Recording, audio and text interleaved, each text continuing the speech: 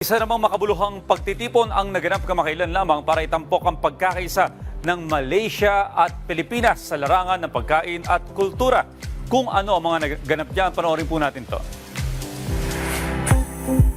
Pagkakaisa at samahan ang natunghayan sa pagtitipon na naganap sa mundo ng pagkain at kultura sa dalawang bansa dito sa Asia. Isang natatanging kolaborasyon sa pagitan ng Malaysia at Pilipinas ang nasaksihan ng formal na ipakilala mga produktong halal mula Malaysia dito sa bansa. Dinaluhan ito ng mga panauhin mula sa embahada ng nasabing bansa na si His Excellency Dato Abdul Malik Melvin Castellino, DTI Halal Industry Development Office Program Manager na si Alim Guapal at mga negosyante.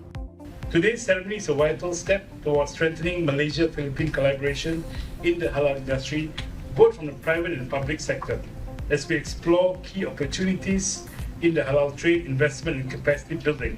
Layunin nito na higit na makilala mga authentic Malaysian halal food sa ating bansa. Nais din itong mahimok ang ating mga kapatid na Muslim na magkaroon ng produktong maaari nilang tangkilikin. I want to say halal is for all.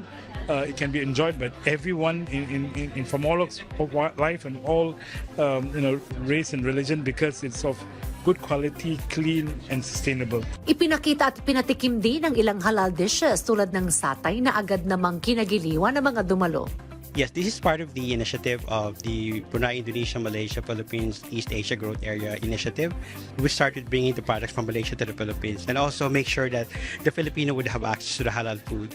Kabilang sa mga bisitang nakiisayang Development Manager Officer ng Mindanao Development Authority na nagpahayag ng suporta sa pag-usbong ng industriya ng produktong halal sa bansa. And halal, as explained by the ambassador earlier, is a very healthy, a very safe and sustainable food for everybody. And why would you not want to support it?